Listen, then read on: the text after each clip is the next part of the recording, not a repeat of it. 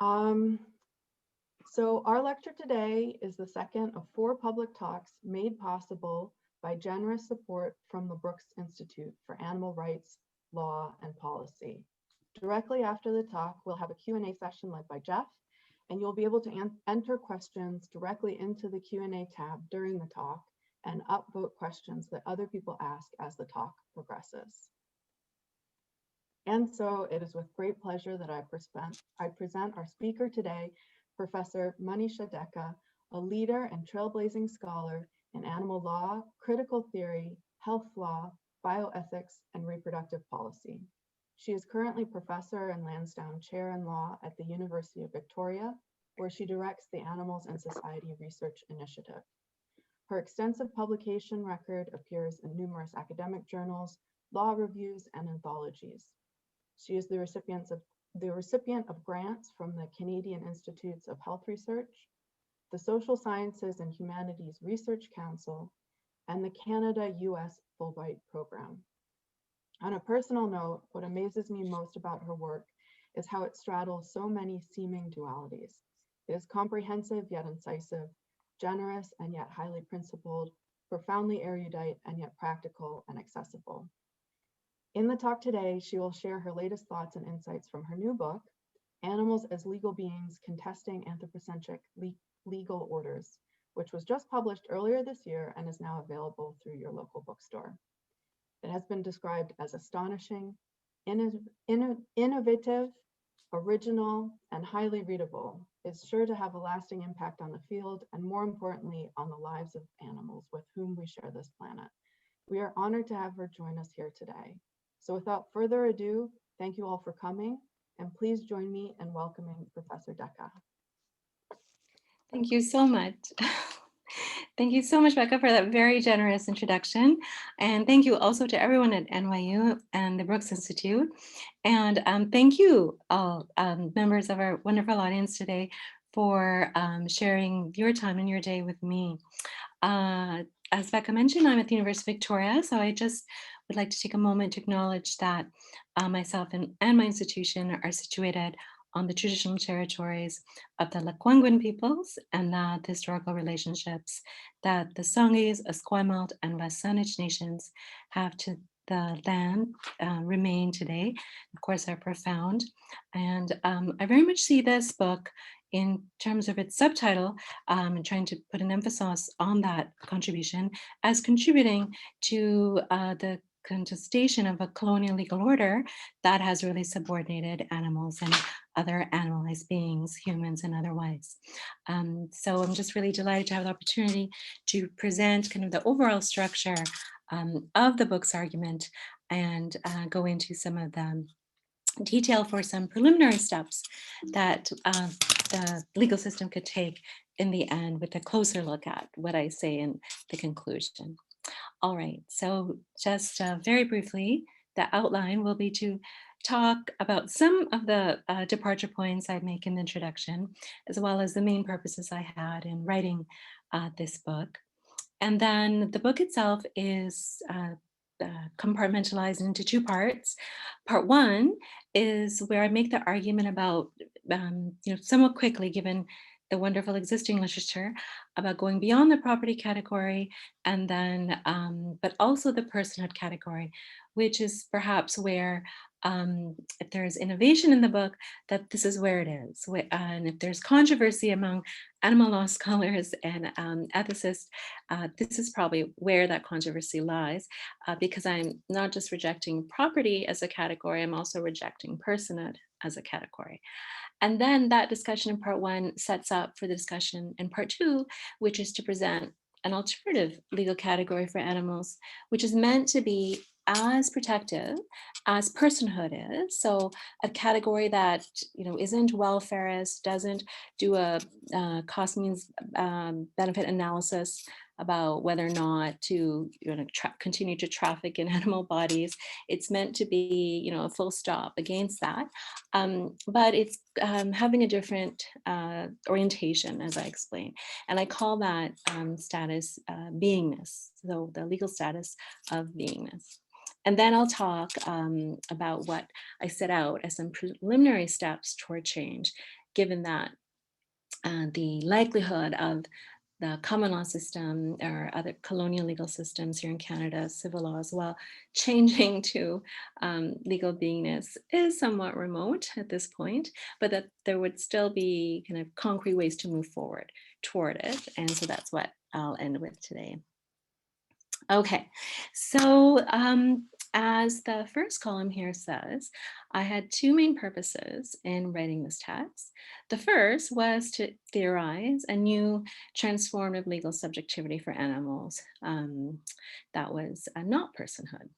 And the related goal in the second part was to meld critical theory, critical theoretical frameworks that I'm very familiar with and have been really important to the way I think about animal issues. So namely feminist theories, anti-racist theories, anti-colonial theories, disability studies, and to kind of marry those viewpoints or theoretical frameworks more with what I perceive to be the liberal nature of a lot of animal law scholarship and even animal ethics. So the idea was hopefully to bring these two fields more into conversation to help theorize a new animal subjectivity and to explain why that was something important to do. And I will just go over on the second column some of the departure points. The introduction in the book goes over many more, but just given our time here, I'd like to emphasize three. The first is that, of course, right, this is still a text, is still an argument about reshaping human law, which invariably, despite our best intentions, and however animal-centered we are, is going to be an anthropocentric pursuit and will be invariably colonizing because, of course, animals aren't the authors of these arguments or what we think of as an animal, right? I am as a being that is marked as human. And so that being said, I think it's still worth engaging. I just think that, you know, to kind of abandon any type of reform of the legal system because it will invariably be anthropocentric or colonizing really leaves animals in a dismal legal position that also then informs their dismal social position. So I say in the introduction, I really do think law reform is necessary. This book takes aim at human exceptionalism. So moving to departure point 2, targeting human exceptionalism in the common law. And so this is one of the colonial legal systems in Canada. And there's a chapter that really takes a deep dive into Canadian anti-cruelty legislation, but it's not an argument that I see as specific to Canadian iteration of the common law.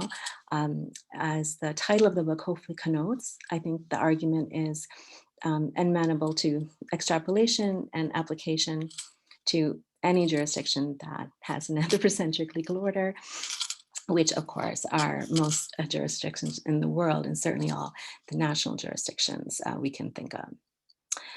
And then third, I wanted just to emphasize that, of course, the words we use matter to how we immediately perceive a social problem and try to think about it. So as I've just been using in my discourse up to now here with you, I'm saying the word animal. We know there's a lot of important literature that contests that terminology as it flattens so much and still privileges the human. And I don't have another alternative to suggest. Just want to, though, recognize the epistemic type of violence that using the term animal has in really erasing the diversity of so many species and still kind of lifting up the human as we go forward. I use it as a shorthand and a matter of convenience, of intelligibility for my readers and myself. Okay. So part 1, beyond property and personhood, contesting legal objectification and humanization. So there are 3 chapters in part 1. The first is No Escape, Anti-Cruelty Laws, Property Foundations. And that's a chapter where I discuss the literature about what's wrong with property as a legal category for animals, and then demonstrate that with Canadian case law and legislation. So I won't say too much more about that, but I'm happy to answer questions in the Q&A about it. It's chapter 2 then where I say, well, okay, if property is, has to be ruled out as an animal friendly category, as something transformative and helpful for animals, what about personhood? Because that's usually the go-to alternative, especially in systems that have inherited the British common law. And here's where I make the argument that there are problematic issues with the category personhood. So I'll say a bit more about this chapter. And then before I get to introducing beingness, chapter 3 just gives an idea of what other major shifts in legal foundations would have to change to properly kind of support beingness as a new legal category. Okay, so just to go to chapter 2, the chapter that takes on the task of saying, there's something wrong with personhood. So let's just take a closer look as to what I'm arguing here. So drawing from a lot of critical theory that normally isn't really that concerned with the kind of subordination of animals, very much kind of has a anthropocentric focus, looking at just issues that are marked as human or human rights issues. I do think that such theories like feminist theory, anti-colonial theory, critical race theory, disability studies are important in the work they've done to highlight what's wrong with this idea of the kind of paradigmatic human being as non-representative of all human beings, right? And so I draw on that theory to show that, as some other legal scholars have as well, and I'm thinking of the work of Anna Greer, to talk about, law's idea of the person, although we can trace various iterations of personhood, if we look at different cases in different jurisdictions and how judges talk about personhood, even when, as we know, personhood is a very ubiquitous kind of foundational concept, but it's rarely talked about or excavated in these legal texts. But then when judges do, you see some different iterations, right? You see the empty vessel type of idea where even a corporation can be a person, anything can be a person as long as it's legally recognized. You see the sacred idea of personhood corresponding with this idea more religious or divine origin and being preserved only for humans. And then you have this idea that's more kind of focused on the mind and the capacity to reason. And so this is discussing Nagarna Feen's work about this topology of personhood and her overview of various jurisdictions and how personhood is talked about. So I acknowledge that, okay, personhood is not a stable concept. It's not a homogeneous concept. There are different iterations. But as Nafeen herself argues, it is really like this idea of a rational actor that is so tightly correlated with the idea of the person. And then, of course, that rational actor, as critical theories have shown, corresponds with certain ideas of gender, ideas of race, ideas of age, ideas of ability, ideas of class. And it's really just a concept that privileges a certain way of thinking and being in our minds and actually forgets that we have bodies and actually is a disavowal of bodies and certainly non-normative bodies. And so I suggest that if we're going to have a transgressive legal category that's something different than property, the personhood is not that transgressive, even when you look at marginalized human beings, as many of other scholars have shown. And then I suggest a bit more about what's problematic with personhood, linking it to its kind of genesis in colonial civilizational narratives. So kind of saying, okay, well, it has a really problematic history. Then I take on the argument, well, what about if we can recuperate the category from its stained and problematic past? I said, well, that's a possibility, but it's likely still always going to be an assimilationist type of category. It's always going to be haunted by this past. And actually the past is going to be always with us in the present. That's the idea of being haunted by. So it's not just a matter of a quick fix or an easy fix. I draw on the scholarship of theorists like Colin Diane, Samara Esmir, David Delaney, working in quite different disciplines, would all make the point that, and this is the last bullet point on the slide, that when you really look at discourses of personhood as they circulate in legal texts and as people take up the idea of personhood, how is it understood publicly? Even out by kind of lay actors, there is a very tight correlation between person and property and human and animal, such that what it means to be property is to be an animal and vice versa. And so that it's not amenable, it's not a pathway for animals to come into their own, to kind of be untethered from always having to conform to human benchmarks, to elevate them to the category of legal personhood as the remedy for getting them out of the category of property. That personhood will not fit well for animals and actually is always going to make them conform to human benchmarks of this rationalist person that even really most humans cannot meet if you think of us, all of us across our lifespan and how we come into this world and perhaps how we leave it. Nobody is meeting this idea of the rational actor that we know from legal texts. So it is a multi-layered argument, I would suggest, as to what is wrong with personhood. But at the end of this chapter, I say, you know what, maybe I'm wrong. Maybe, all of that argumentation is not convincing. But then I raise the question, well, if we're going to try to really move society, paradigmatically shift our legal system, why are we going to a category, i.e. personhood, that has this checkered past in history, that has been so strongly correlated in some of its dominant iterations with the human, with a certain idea of the human, and that most people understand as being a category reserved for humans, even as much as corporations have been eligible for now several centuries to be slotted into this category. Why not think of something else that could really start from a more animal-centered experience to value differences and alterity amongst animals, and not have to worry about whether or not they're meeting human benchmarks and human capacities of why we value beings and then give them legal protection. So that is the argument against personhood that I make in chapter 2. Moving to chapter 3, here's where I just talk a bit about what are some of the other major shifts that would have to happen in the legal system and in a common legal system to support like a new status for animals that was really animal friendly, that was really centered on animal alterity.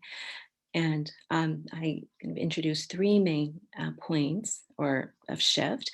And here I really draw upon feminist theory, specifically feminist animal care theory. So the works of Carol Adams, Josephine Donovan, Laurie Gruen, for example, as well as feminist call and response ethics through Cynthia Willett's work and Kelly Oliver's work.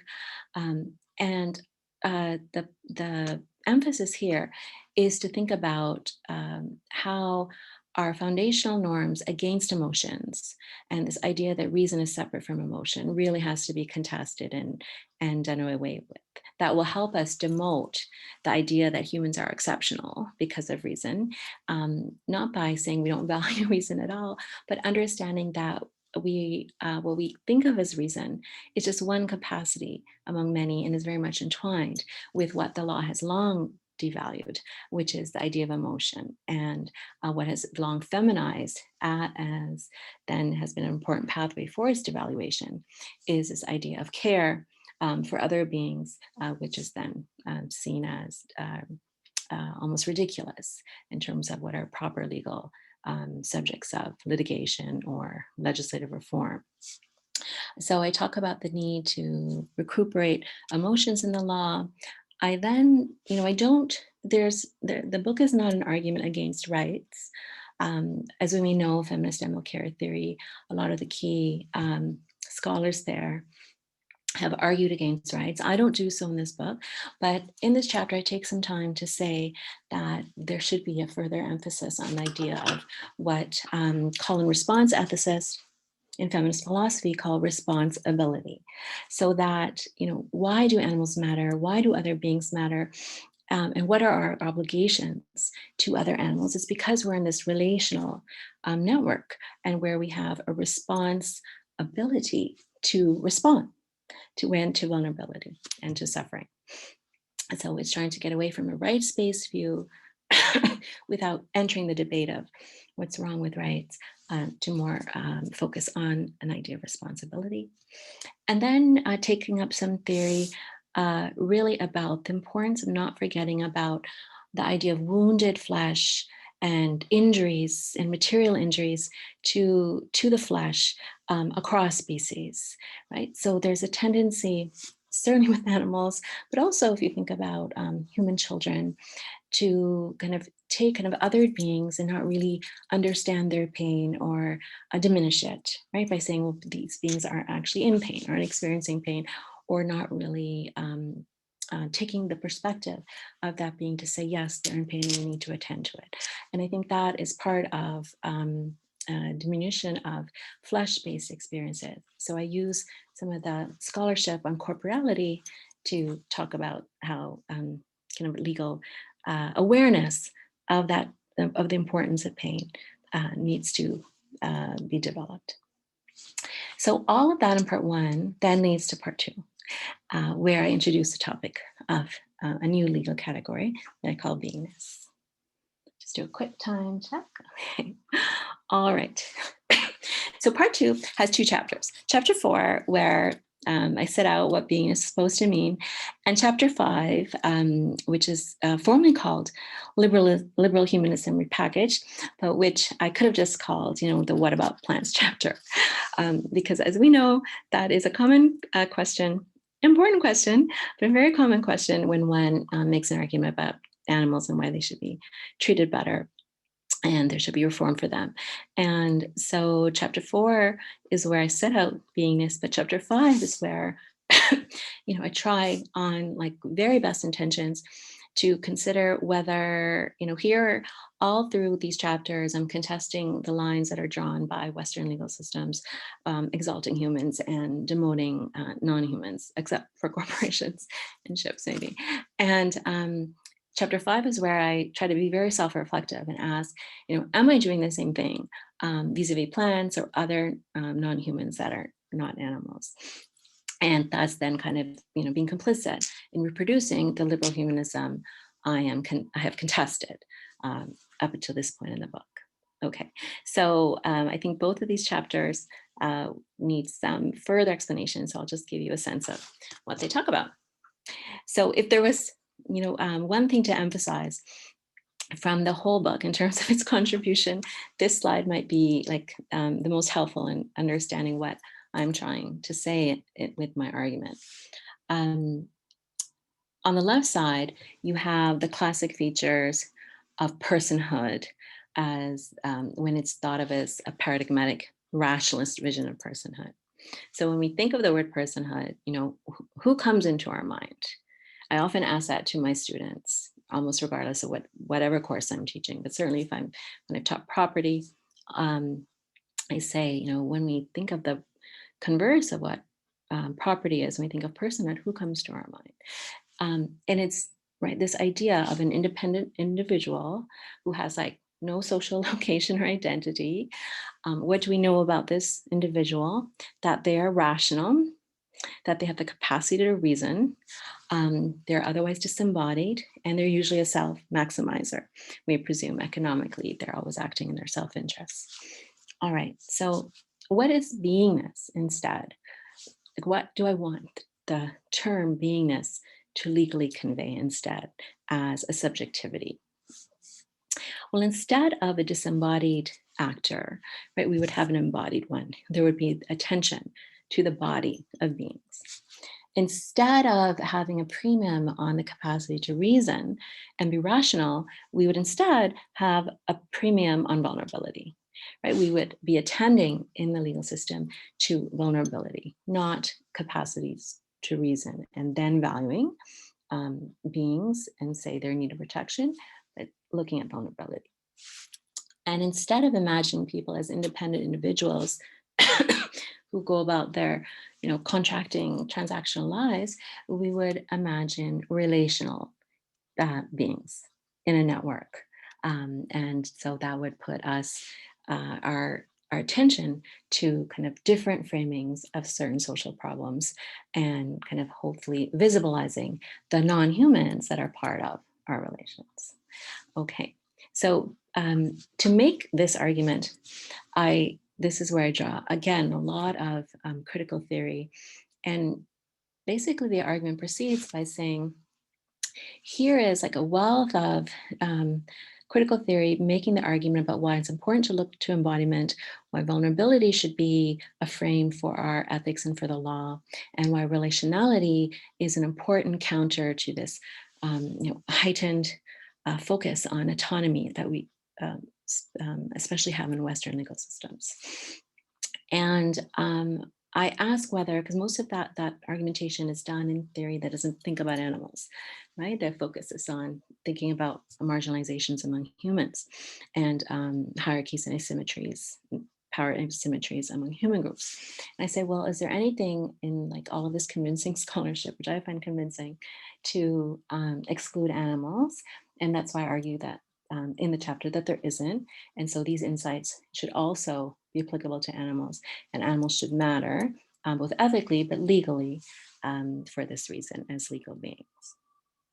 So, so the important kind of crux here is that animals are not mattering to law or more broadly because they are honorary humans, as Mari Fox and others have called them and suggested this is a wrong way to go in terms of arguing for animals.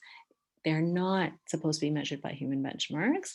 And that's why the beingness, I argue, is a theory that can be more respectful of differences in alterity rather than sameness. Okay, and then in chapter 5, the What About Plants chapter is Liberal Humanism Repackaged. This is a chapter where I really do try to inform myself and summarize for the reader the really fascinating, impressive literature about why we need to take plants more seriously, right? Why we need to take robots more seriously, why artificial intelligence has to have much better treatment. To construct an argument about what is it that is wrong with legal systems that exalt humans? Is it just that animals are excluded, or is it just that every kind of other besides corporations and ships that qualify as non-humans are excluded? And I say, of course, it's the latter. At the same time, I want beingness to be a category that can be as protective as personhood theoretically is. We know that a lot of human beings are persons, but are very insufficiently protected and are living precarious lives. But at least theoretically, the idea is that personhood is supposed to be a stop to instrumentalization, right? With that one is not desirous of. Is not consenting to. And I want beingness to also be that full stop. So I end up arguing that even though, yes, there should be a much higher legal regard for plants, and I'm just focusing on plants because it's kind of, the question that most people ask, that beingness shouldn't apply to plants, because I can't see how we can go forward with humans and animals not eating plants, right? So I don't want a being a social being to be classified as a legal being, but then they're still amenable to being killed. Beingness is supposed to be a stop to that, just as personhood would be. And so I make the argument that saying no to plants for beingness is actually not just to replicate the liberal humanism I've lamented up until this point in the book, but that it's like a sensible position to take, which is also not to say that there shouldn't be a much higher regard for other non-humans, especially plants, that beingness is just not the right category. So I'd love to, hear your questions about any details on that argument in chapter 5, because I think it's an interesting one. And I found that with the scholarship, we can understand that so much of like animal law scholarship, animal ethics, just more broadly, you have people in really focused on making the argument for animals, and we don't get to think about other non-humans that much. Of course, more scholarship is emerging, and it's out there, but the idea of where to draw the line is not something that is taken up all too frequently. In this chapter, I really do try to take up this idea of where to draw the line, and even suggest that framing is like a certain framing that we are acclimated to in Western philosophy, but we don't need to be. Okay, and then chapter 6 is the conclusion. And here's where I set out some of the preliminary steps that I think the legal system could change or could adopt almost immediately if somehow beingness was embraced by legislators or came into effect through judicial means. This chapter first discusses an example of how beingness is a corrective to personhood. And then it goes into, how could we actually start to implement beingness? What are some first steps? And I also provide an example with farmed animals. And the last part of the book talks about the importance I see of witnessing. Okay.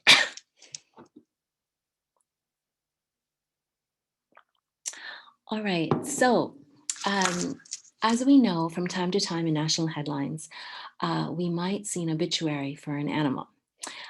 People might think of Alex the parrot. When he died, there was an obituary, I think, in The Guardian. And several years ago in Canadian system, with Canadian newspapers, we had national headlines offering grief and obituaries for horses who died in stable fires. And here is a picture, right, of someone leaving and grieving those deaths. So on one hand, right, it's amazing that there would be such national attention to the death of animals that are normally not even considered. But on the other hand, of course, we know that these are horses that have died. And we can understand that these are humanized animals if we think of the species grid that humanities scholar Carrie Wolf and others have talked about which animals, even despite their whole kind of legal similarity as property, still culturally from time to time come to have a higher status because of how they're perceived. And so we know that they're the humanized animals. But when we take Judith Butler's, celebrated question, what makes for a grievable life?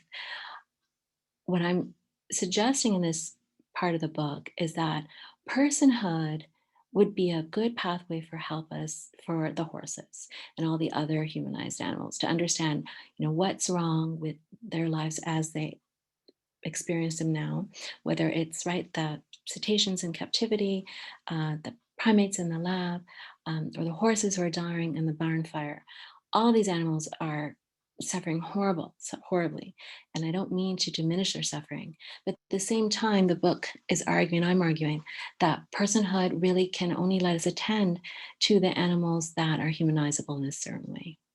And I say beingness instead is a category that can let us attend to the needs of the humanized animals, but also those animals, the farmed animals, and otherwise that are not going to be grieved when they die.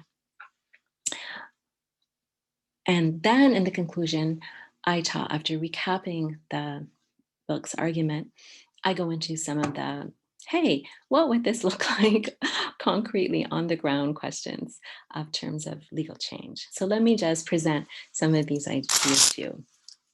And there are 3 main steps that I articulate. Step 1 is that there would need to be, so what are we talking about? Let me just backtrack one moment. If beingness all of a sudden came into being tomorrow, how could it go forward concretely and what legal steps could be taken. All right. Step one, there would need to be codification of prohibitions about the current excuse me, traffic in animal bodies. All the animal use industries would have to be prohibited, and then there would have to be some new legislative principles that come into effect to make sure that things are being properly interpreted in terms of enforcing those prohibitions and then going forward in ways that kind of center animals. Step two, we would have to kind of design models for how policymakers and legal actors could perform, as humans. We would be called upon to perform animal-friendly decision-making. What can help guide us in that? We would have to think about that. And then step three, how instead of just kind of relegating animals to the area of passive actors in this enterprise of implementing beingness, could we actually listen to them, kind of ascribe them some agency and intention and think about, what their needs are. So just some detail on all of this. That I think can be most illustrated through the example of implementing beingness. Okay, so, and here my example comes from the farm to animal system, and what would the experience of animals who one day go into, meat processing plants, slaughterhouses as property, but then all of a sudden the legal system changes, they become beings, and they actually survive this system, aren't killed, and then are with us in a beingness world, so a post-property world of beingness. How to think about their needs, how to think about their vulnerability, and what would a legal system premised on beingness do in those moments. Okay, well, so first of all, there has been a prohibition on farming animals, right? So we first would need a shift from animal industries for the humans employed in those industries to more what Kendra Coulter, scholar at Brock University in Ontario, calls humane labor, right? And we know, before this current era of the COVID pandemic, some of us might have thought, well, that's just way too expensive and too mind-boggling to even contemplate. But we see that politicians can move quickly when they want to radically restructure society. So of course, this is a radical restructuring, but it can be done. And we've had a recent example of this type of quickly accelerated change. Okay, so you have that step one of prohibition.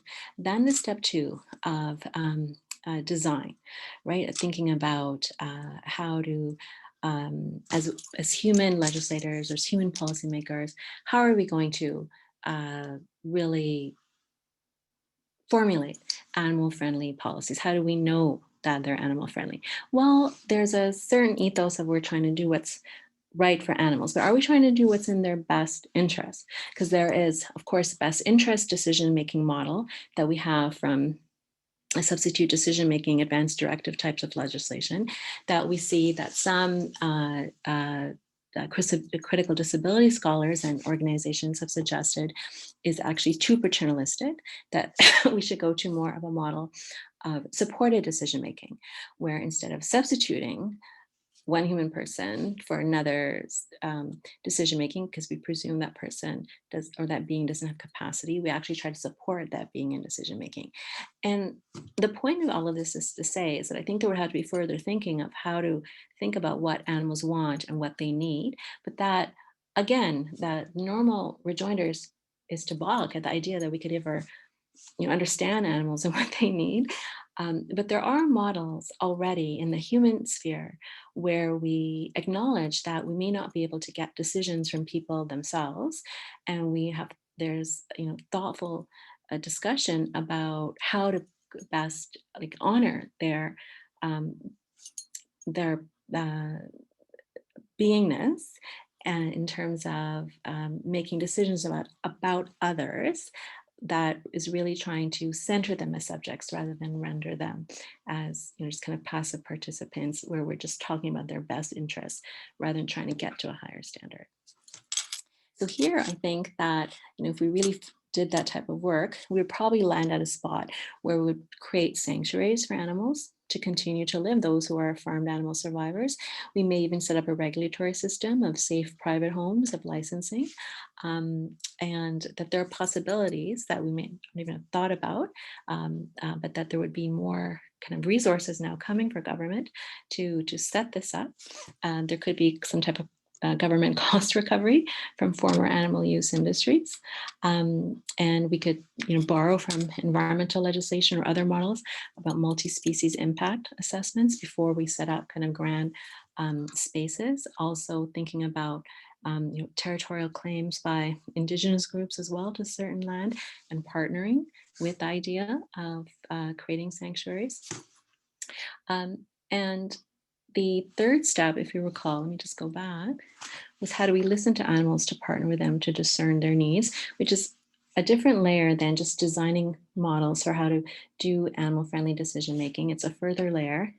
And so here I discuss, in relation to farmed animals, the literature that says it is possible to kind of be in communication with animals. As humans, in certain cultural systems, we focus on human language and we assume animals don't have any language. But we also forget what linguistics, neuroscience, and developmental psychology shows us is that most human-to-human communication is not verbal. It is not through a spoken language. It is through other kind of bandwidth communication tools, whether it's facial expression, whether it's gesturing, whether it's prosody. So the fact that animals don't have language, which is a common perception, shouldn't be something we capitulate to say, well, we can't engage them in this type of decision making. Those of us who had an intimate familial experience with an animal in our lives, over the course of our lives, perhaps would say that yes, you can be in communication with animals, even if you're not sharing a certain language. Okay, and then finally, just to close, the last part of the book talks about, acknowledges, this is not going to happen tomorrow, perhaps if ever. We are making gains for animals in different pockets in different areas, and there's so much great work going into it. But all of this seems a long way off, and I'm not here to suggest that it's not. And so, what can we do in the meantime without losing that essence of kind of social change and social movements, which is hope, I would say. Well, I do think the idea of bearing witness is something important to hold on to in these moments, where we know, like throughout the duration of this talk, so many animals have lost their lives, not only in animal agriculture, but in so many other industries. So many more animals are suffering. I've written elsewhere about the importance of bearing witness, and I really do appreciate Catherine Gillespie's book, The Cow with the Ear Tag, 1389, where at the end of it, she talks about, excuse me, what witnessing could look like, and gives an example of a different type of experience in a sanctuary for a former farmed animal that the humans have called Sadie. And I'll just leave it up here for you to read if you wish. But I do think that witnessing and trying to do our best to remember those animals is something important to do as we, in our own ways, whether it's through writing a book or through other means, try to make a difference for animals. Thank you so much, and I look forward to your questions. Thank you very much, Maneesha. One downside of these virtual events is that everybody can sort of applaud at their computer, but you might not be able to hear everybody applauding at once. But on behalf of the 100 and something people here, let me say thank you for a really, really wonderful talk. And we have a lot of questions in the Q&A, and we have about 40 minutes to go through some of the questions. So we should be able to address a lot of them. So I am going to read you some questions based on the order that the audience has selected them, based on upvoting, and we can get through as many as we can, and obviously we might not be able to get through all of them. So we can start with a question from Lori Marino, who says, this is very fascinating. And my question is, personhood already exists as a legal category. Beingness would have to be introduced. So what is the practicality of your approach? Okay, should I go ahead? First question. Mm-hmm. Okay, Sure. Thank you, Lori, for that question and others.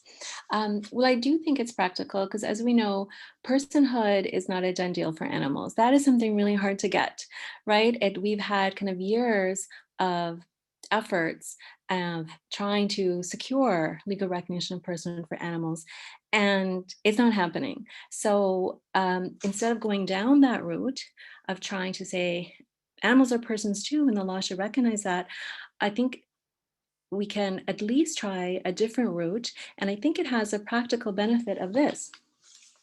Who are we speaking to when we're trying to advocate, whether it's in this legal sphere or otherwise? It's typically to decision makers who don't share our worldview about animals and why they should matter. And what is a common response there psychologically is defensiveness and denial. We know that is despite all the evidence of climate change, despite even COVID, all the information against animal agriculture, there is still so much denial and inability to change habits.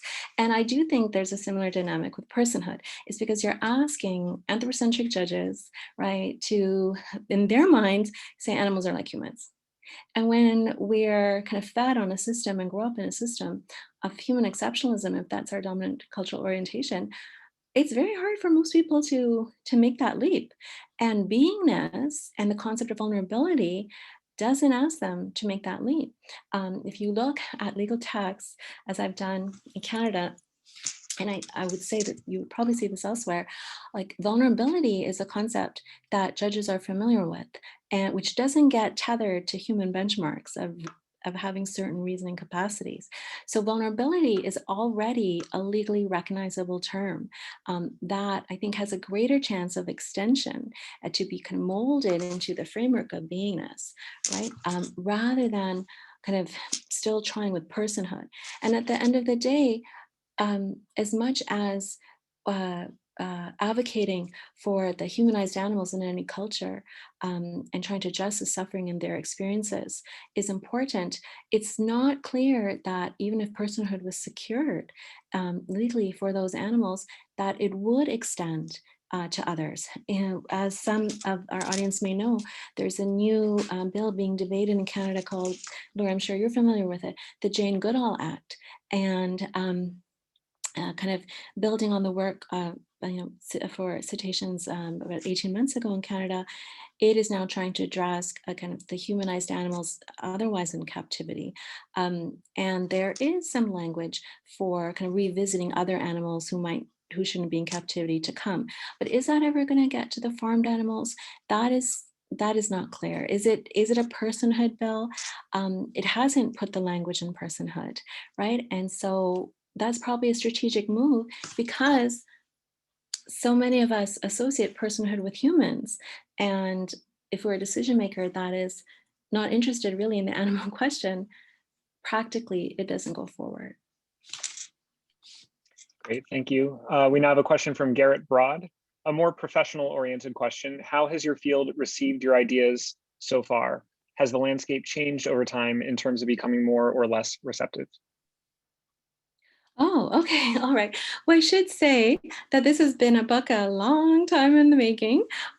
So yeah, there's many years for me to think about change over what I've been saying, but also my own ideas have evolved in terms of what I've thought about whether to work with personhood. Because of course we can, going back to Laura's question, think about the benefits, as she so aptly pointed out. That's a term that is known in the legal system.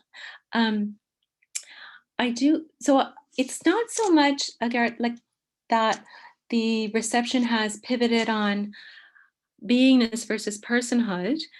Perhaps that conversation is still to come among scholars in the animal law community or more widely, because really the book is the first time that I've written publicly about beingness, although I've skirted around the issues around personhood in other publications.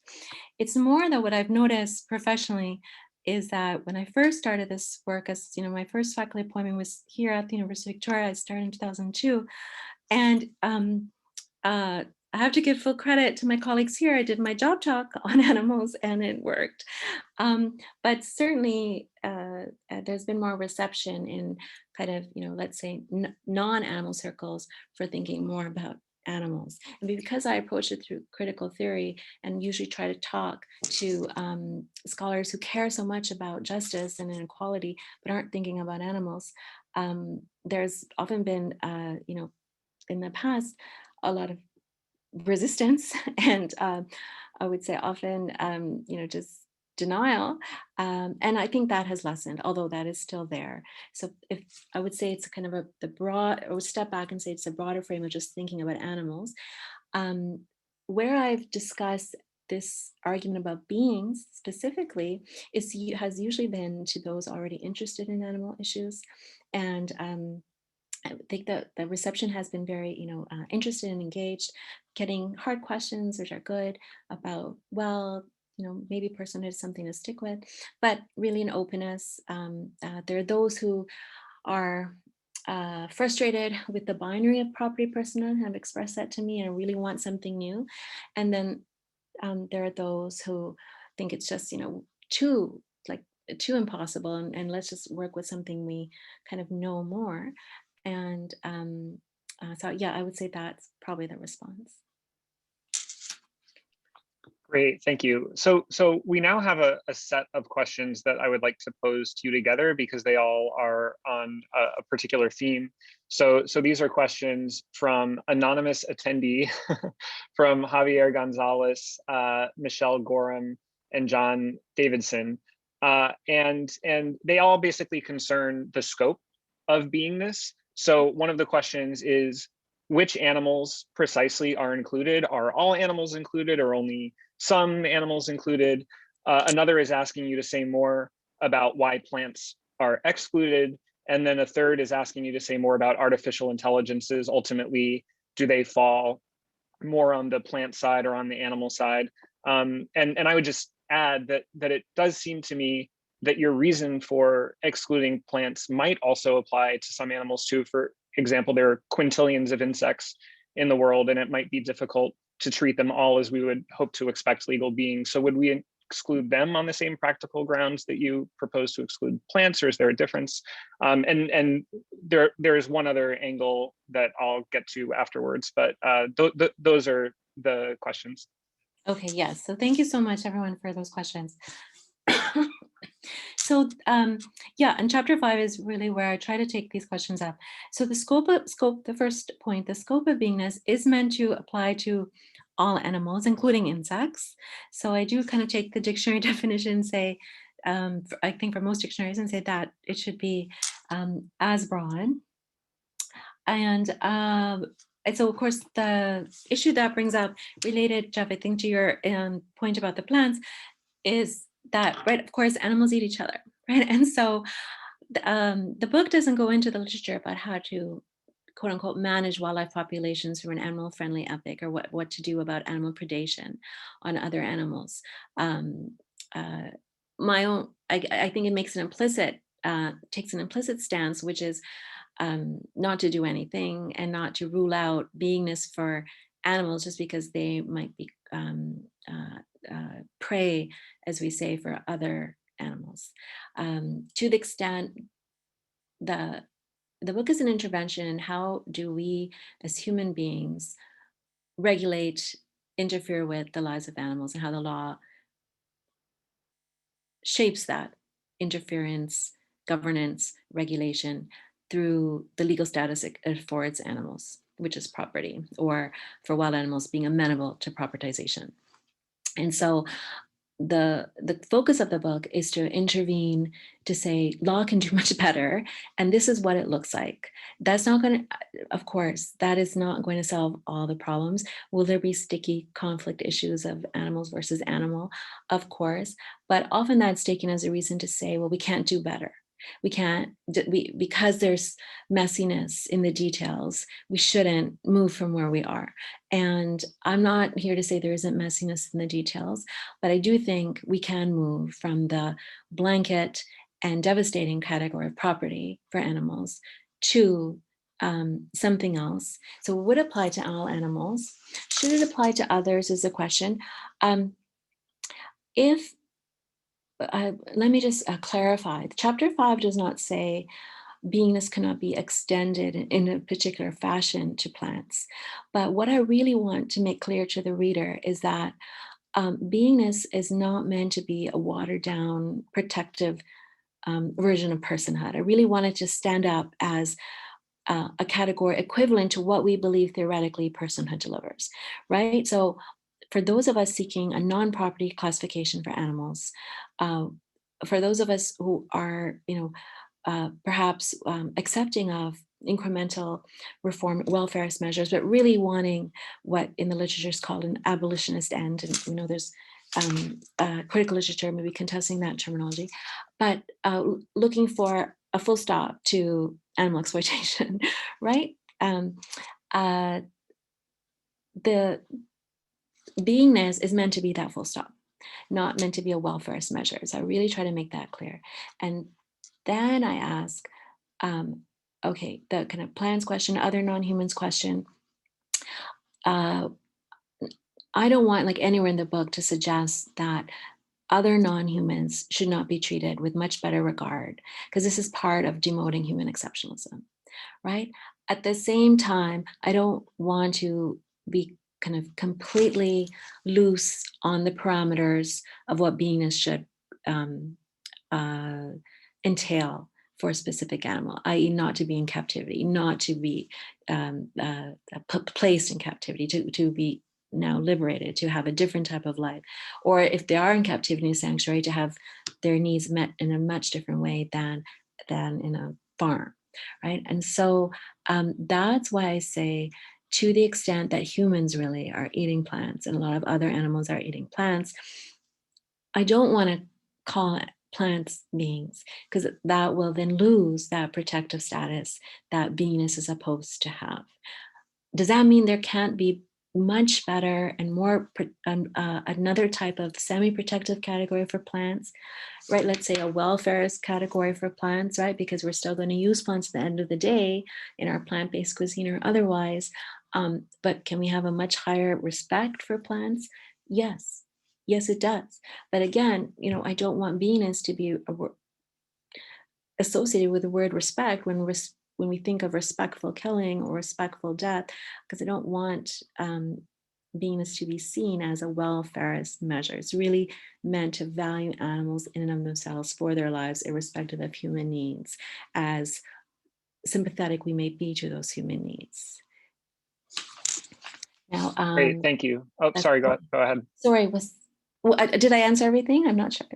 I think you did, and so I suppose just to get to the other part. So with artificial intelligences, you would say that you are not in principle opposed to it, but a lot would depend on the details, including whether we can extend that status to them without watering it down for other animals. Would that roughly be the idea? It would be the idea, yes. I do make there is a nod to a biocentric approach, kind of to, so which wouldn't then apply to AI. It is, it's part of the chapter 5 toward the end, where I ask whether sentience is the new reason. So to the extent that, animal advocates may say we have to think about everyone who's sentient and that's why they matter, that part of the chapter is trying to get away from capacity-based reasons as to who matters.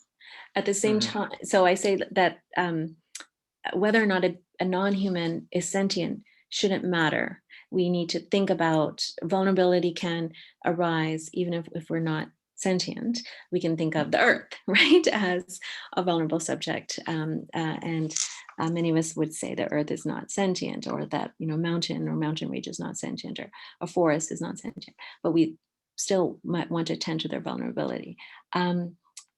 So I just want to clarify, or sorry, just say something I didn't already mention, that this part of the chapter, when I take on in a subsection, is sentience the new reason. I'm arguing that it shouldn't be.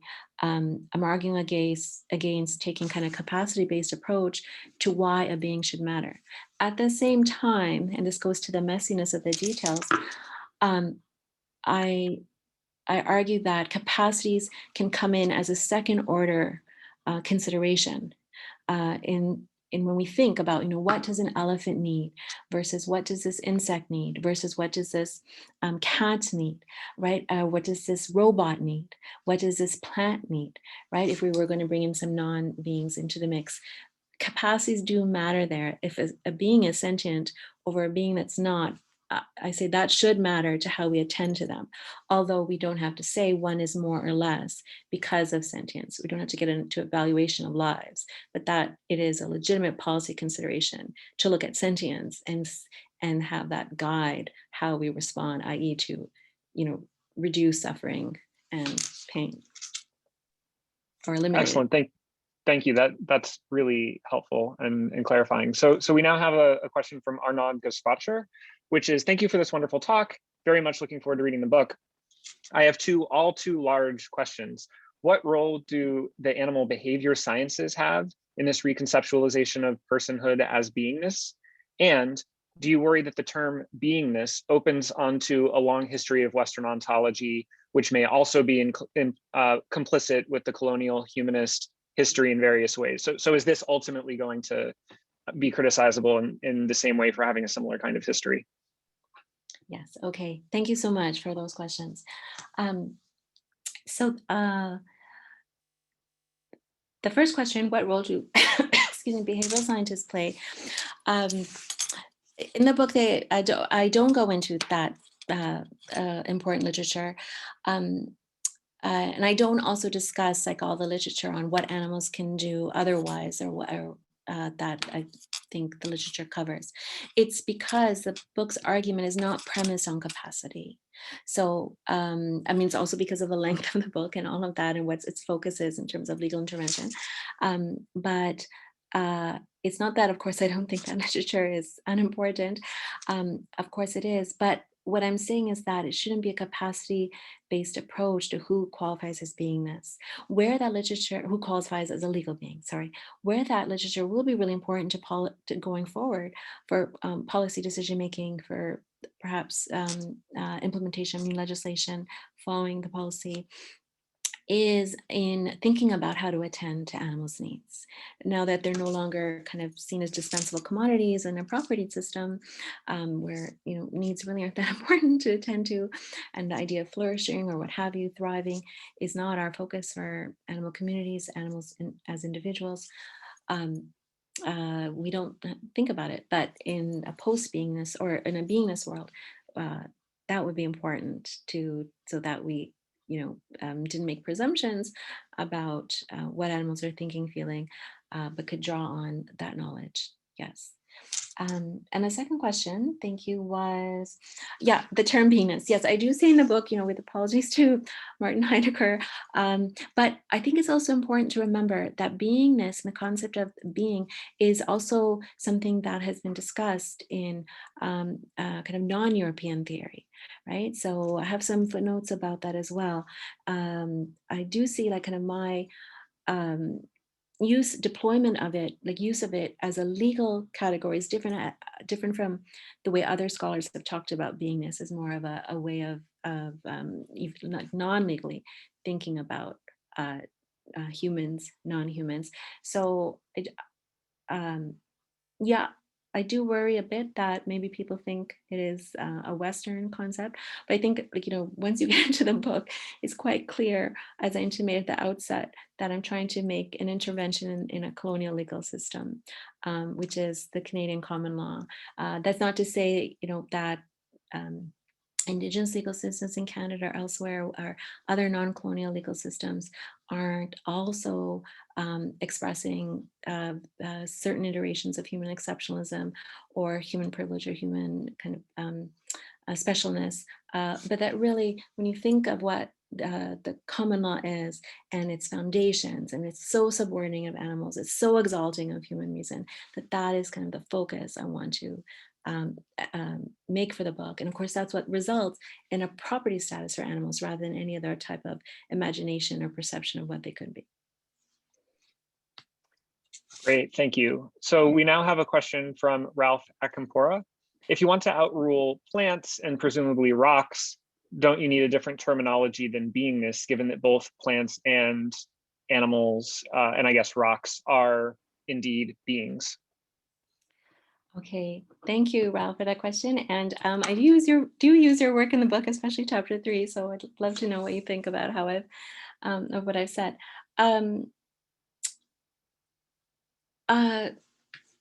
I don't necessarily think so. This is the first time that I've heard this type of question and really have thought about it. So thank you for that. But I don't think so, because we could say the same thing about persons, right?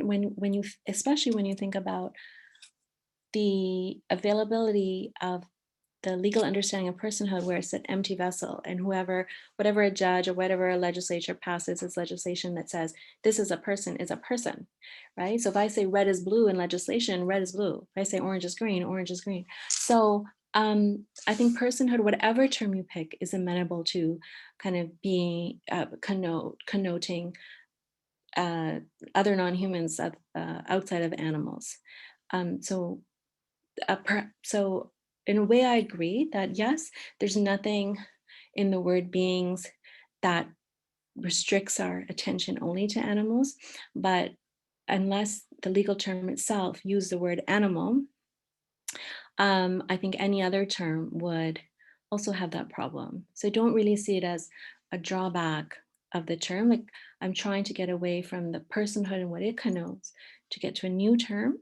It may have the problem that the question is suggesting, but I don't see that as something that's specific to beingness. So to the extent it's a problem we're talking about, but I'm not sure another term would have a different effect, especially when you kind of need a catchy term, or not a catchy, at least a one-word term, or not such a long term to have it kind of get traction and be picked up and kind of live on as a quick shorthand in the legal system. Got it, thank you. Alexander Horowitz asks, thank you so much. Can you extrapolate more on the conclusion about plants, their non-beingness? You mentioned the simple pragmatic, we need to eat plants argument. That feels less conceptual than I would expect. And you've already addressed this to a degree, but maybe this can be an invitation to say more about the notion of vulnerability that seems to be underlying this idea of beingness. So yeah, if you could just add any more on that topic, that would be great. Okay, thank you, Alexander, so much for that question. Yeah, I think I would agree. It was a spot in the argument where I had to say, what, like, finally come to a resting point for this question, and to kind of think about practicalities and say, well, we are going to continue to instrumentalize plants. And I don't see a way around that, even as much as I may not want to. So I can't apply beingness. I would say beingness is not the appropriate term for plants because it's supposed to be a term that stops instrumentalization.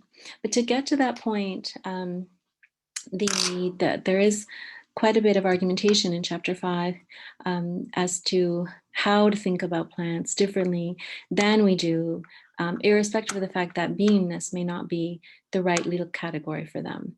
And so I try to give, within confines of space, full kind of due to the literature that says plants can do so much more than most of us think.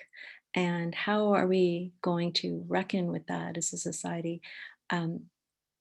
I end up at the position saying it shouldn't be beingness, but it should be much more than how we think about plants now. So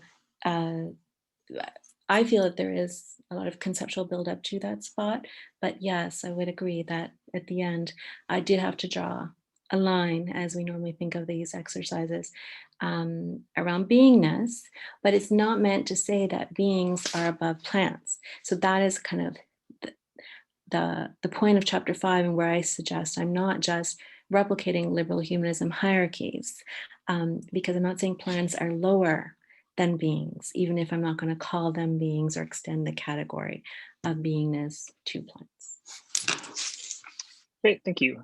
Angela Fernandez asks, I'm really looking forward to reading the book. Could you comment on the role for fishes? Would they be legally beings in your framework and analysis? Yes, okay. Thank you, Angela, for that question. Yes, fish would be beings, as your work and others have shown, right? This is like an area of immense and pressing intervention for an animal community, and definitely fish would be beings, yes. Excellent. Okay, now a question from Gabby Laval. Most of the laws we have regarding non-human animals surround instances of animal abuse and defining abuse. Would you suggest more laws which outline the specific rights of non-human animals in non-abusive situations? Which areas of an animal's life would need protection? Protection or regulation with legislation. Sorry, the questions are hopping around a little bit and are hard to track. So I'm not sure, thank you for that question. So I'm not sure if it's about companion animals, but I would just generally say that, yeah, I do think there could be more written text, so legislation, either what we think of as primary legislation or in the details, the regulations, so more in legislation about what animals are owed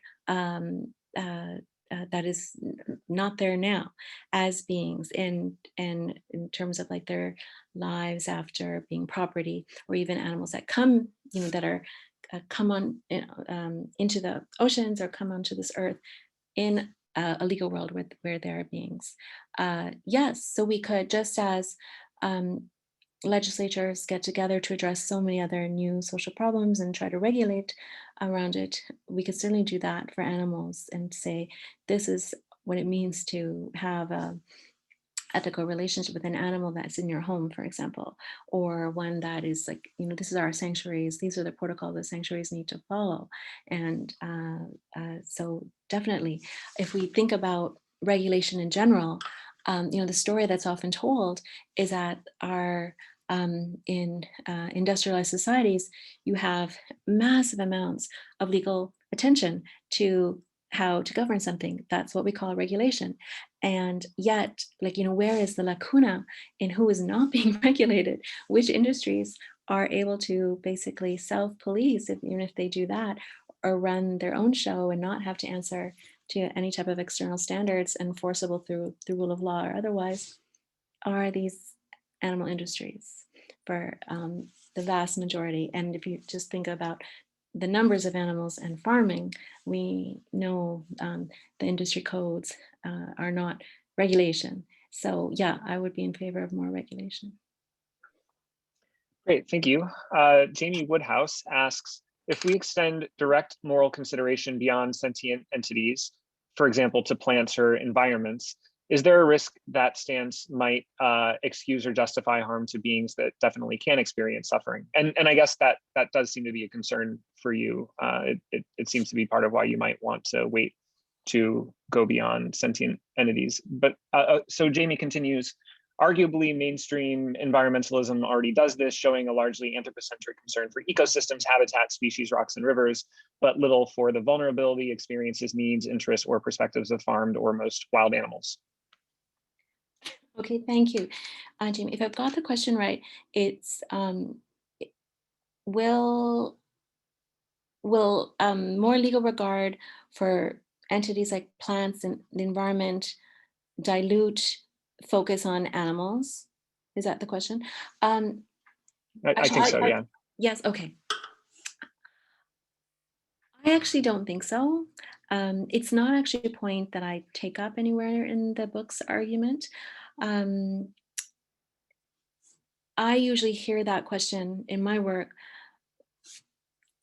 one step back, right? If we have to think about animals, how are we going to attend to human needs? If we need to do better for animals, won't that dilute human rights? And so a lot of my work is to suggest, no, it won't. And to think about why and how to think about animals and the interests of marginalized human groups, especially, as aligned. And so now thinking kind of going forward the other way, if we think about animals, will it then even further kind of dilute attention on other non-humans? I don't think so. I think it probably will highlight, because the book is trying to make a case for a relational worldview, and it will highlight how we are in relations with these other non-humans as well, not just animals. And so, you know, if current political events and pandemic events haven't convinced people that we need like a more relational outlook, I'm not sure what will, but I don't think just focusing on animals needs to take away from other non-humans either. And I really do try, but of course, readers can let me know if I've succeeded in chapter 5 to say, look, we really need to think about plants differently, but beingness is not the appropriate little category for them. Great, thank you. So we have about 10 minutes left. So I'm going to skip questions from people who have already had questions asked, just to try to get to as many new questioners as possible before our time ends. So with that in mind, I'm going to go to Matthew Liebman, who says, very important and original contribution, thank you. Might personhood not be an endpoint, but a threshold through which beings must pass for their alterity to matter in the first place? Practically speaking, for courts to even consider animals' interests, even their non-rational or species-specific interests, animals would need to be the kinds of beings whose interests legally matter, i.e. at present, persons. In other words, might it be strategic to try to get animals recognized as legal persons as a stepping stone to getting beyond a limited view of personhood? Yes, okay, thank you so much, Matthew, for the comments and the question. I don't think it overall is a good strategy. I can't say empirically that it's not. It might be, but this question kind of goes to the last point in chapter 2 of the chapter about, you know, what's wrong with personhood, is that I really do think that personhood is a category that inclines us to think about how much an animal is like a human. And that's why the animals get in. And so even if it can certainly be a stepping stone for certain animals to go forward, that's important. I understand that. But a lot of animals we know, like in the farmed animal system, are not going to get that treatment right now in a court of law, because it's so hard to have reception for that. And so we can understand the legal strategy around that. And I find it challenging to see how personhood will be a strategy for that conversation, especially because of what I mentioned before in response to Lori's first question, is that we are speaking, right, as your work has shown as well, we're speaking to people in those moments of reform, seeking measure in a court or in front of like a legislative committee, who are just inhabit a different worldview. So many people about, you know, what's wrong with how we treat animals, maybe a bit better, right? Larger cages, but that's about it. And when you bring up the word personhood, it is setting up an equation between humans and animals that I don't think is going to be a moment of like launch off that will really change a structure. So to the extent, like if there was a lot of traction for personhood right now, I do think it would be worth, you know, and like thinking more about whether the alternative legal category would be needed. But we know that there have been years of efforts around personhood. And again, not to say that there haven't been some successes, but we're still so far away from animals being seen as legal persons. So there has to be a reason for that, which I've suggested is in the psychology of anthropocentrism. Is there another way, strategic, right? So to come down to the on the ground level of how to formulate legal strategy and go forward, I think there might be, and I think it is a focus that comes from beingness's from vulnerability, and then getting to a legal category that can focus on vulnerability in a way that personhood right now just doesn't, because it comes with so much baggage. And we're speaking to people who are trained in that baggage, law school and otherwise.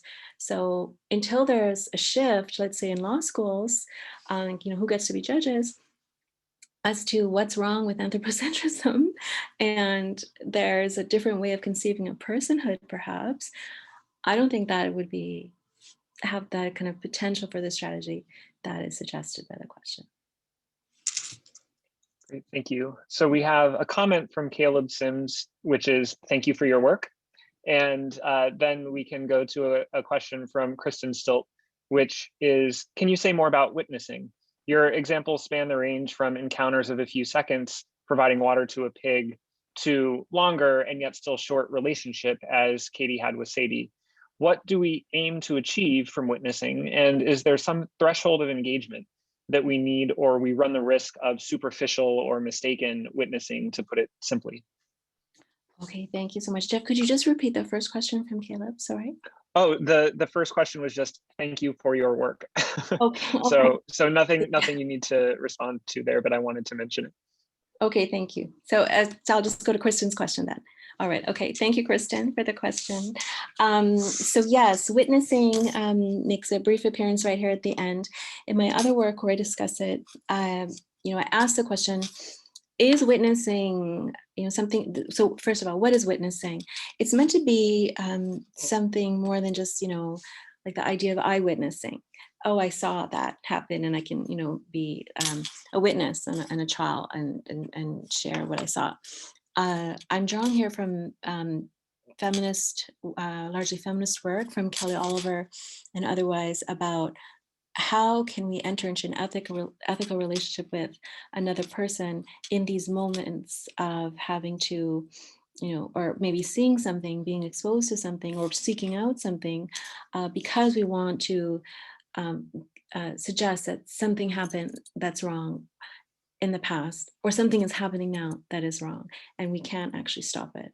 So we see the Save movement, for example, starting in various countries, and Canada quite has been quite prominent with the work of Anita Krantz, who is one of the pictures on the side, was the activist who was charged for giving water to a thirsty pig several years ago on a hot sweltering day just outside of Toronto, and was charged with legal mischief for that.